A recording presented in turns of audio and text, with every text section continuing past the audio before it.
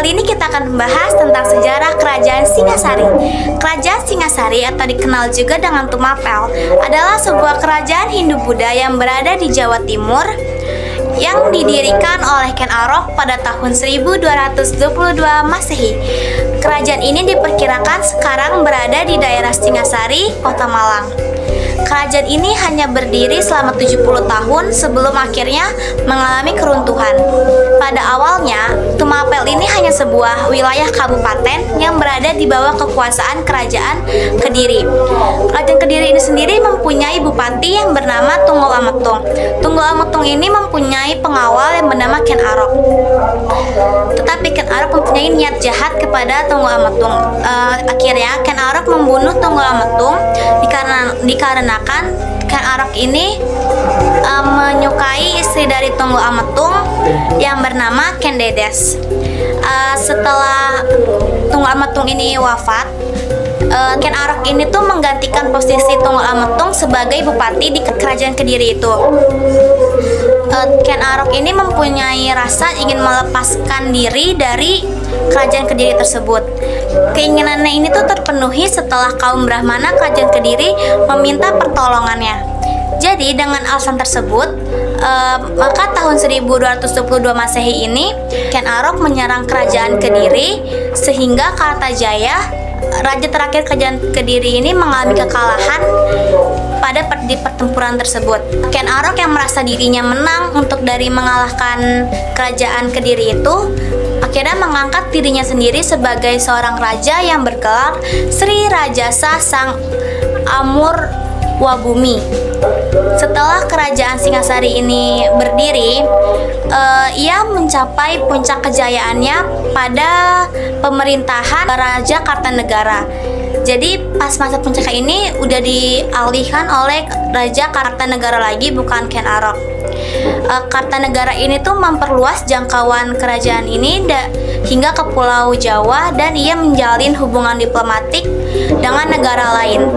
Tidak berselang lama, Kerajaan Singasari ini runtuh pada tahun 1292 Masehi yang berawal dari konflik antara Raja Kartanegara dengan Jayakatwang dan Arya Wiraja. Jayakatwang ini sendiri tuh adalah keturunan dari Raja Kediri yang ingin mengambil alih lagi untuk mendirikan Kerajaan Kediri.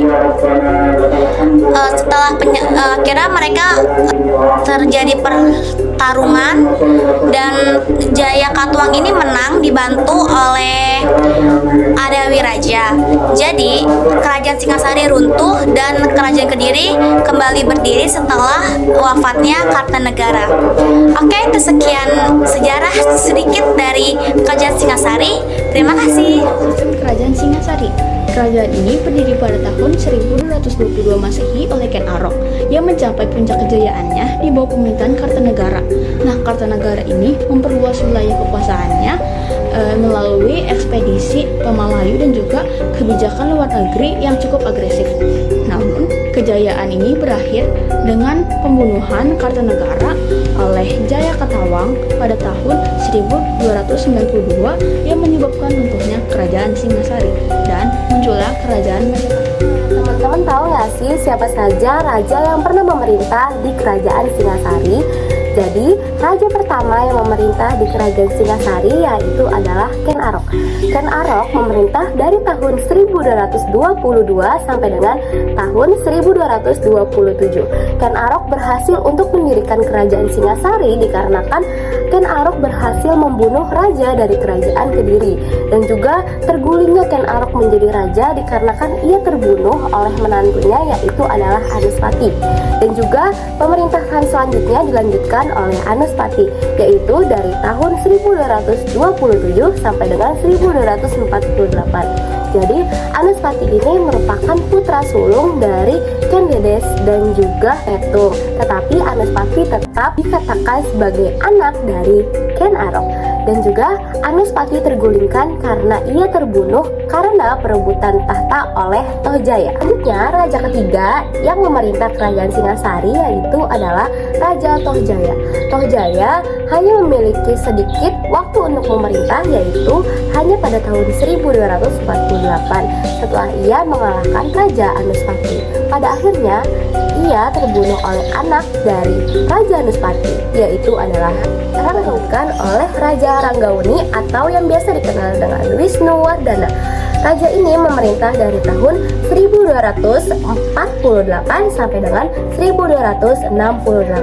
Raja ini merupakan raja yang terkenal karena dalam pemerintahannya ia melaksanakan kedamaian dan juga dapat memperluas kerajaan, serta ia mengangkat putranya yaitu adalah Kertanegara untuk melanjutkan pewarisan dari pemerintahan selanjutnya. Yang terakhir untuk pemerintahan kerajaan Singasari yaitu adalah Raja Kertanegara yang memerintah dari tahun 1268 sampai dengan 1292. Jadi raja ini merupakan raja terbesar yang pernah ada di Singasari karena ia dapat memperluas wilayah kerajaan Singasari sampai keluar Pulau Jawa. Ia pada akhirnya terbunuhkan oleh Raja Jayakatwang. Kerajaan Singasari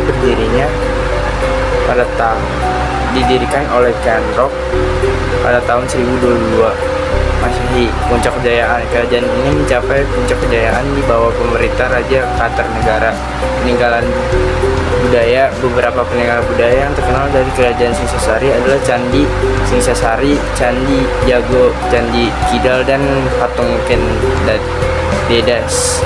Kehidupan masyarakat Singasari memiliki kehidupan sosial dan budaya yang maju dengan berbagai kegiatan seni dan sastra yang berkembang pesat. Keturunan kerajaan Singasari mengalami keruntuhan setelah Raja Kertanegara wafat dan menjadi pemberontak. Selanjutnya saya akan menjelaskan tentang pengaruh Hindu-Buddha di Indonesia serta beberapa kerajaan yang menganut agama tersebut. Pengaruh Hindu-Buddha di Indonesia sangat besar dalam berbagai aspek, diantaranya 1. Sistem pemerintahan. Masuknya Hindu-Buddha membawa sistem kerajaan, di mana raja dianggap sebagai titisan dewa atau konsep dewa raja. Selain itu, sistem kasta mulai diterapkan dalam masyarakat. 2. Agama dan kepercayaan. Sebelum Hindu-Buddha masuk, masyarakat Nusantara menganut animisme dan dinamisme. Setelahnya, banyak yang memeluk Hindu dan Buddha, yang dibuktikan dengan berdirinya candi-candi besar seperti Candi Borobudur dan Candi Prambanan. 3. Aksara dan sastra. Pengaruh lainnya adalah masuknya sastra Pallawa dan bahasa Sanskerta yang menjadi dasar aksara Jawa dan Bali. Serta Hindu-Buddha juga berkembang, contohnya Kakawin Ramayana dan Mahabharata. 4. Seni dan arsitektur. Arsitektur Hindu-Buddha dalam pembangunan candi, contohnya Candi Borobudur merupakan peninggalan Buddha, sementara Candi Prambanan berasal dari kerajaan Hindu. Relief di candi-candi ini menceritakan kisah Ramayana dan Mahabharata. 5. Ekonomi dan perdagangan. Hindu-Buddha juga membawa kemajuan dalam perdagangan, terutama dengan India dan China. Setelah itu, sistem irigasi untuk pertanian juga semakin berkembang. Akan menjelaskan beberapa kerajaan Hindu-Buddha di Indonesia. Kerajaan Hindu di Indonesia meliputi Kerajaan Kutai yang berdiri pada abad keempat. Kerajaan Kutai merupakan kerajaan Hindu tertua di Indonesia yang dibuktikan dengan prestasi, yaitu prestasi Yupa. Selanjutnya ada Kerajaan Tarumanagara yang berdiri pada abad ke-5. Kerajaan Tarumanagara berada di Jawa Barat dan dipimpin oleh Raja Purnawarman.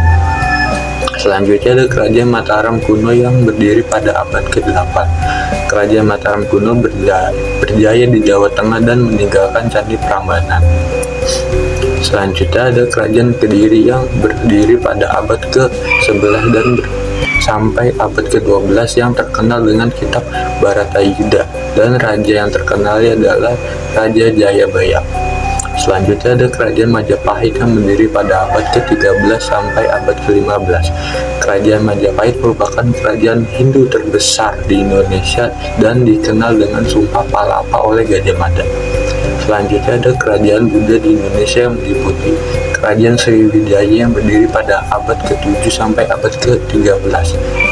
Kerajaan Sriwijaya merupakan pusat pembelajaran agama Buddha di Asia Tenggara yang terkenal dengan prestasi kedudukan bukit Selanjutnya ada Kerajaan Mataram kuno yang berdiri pada abad ke-8.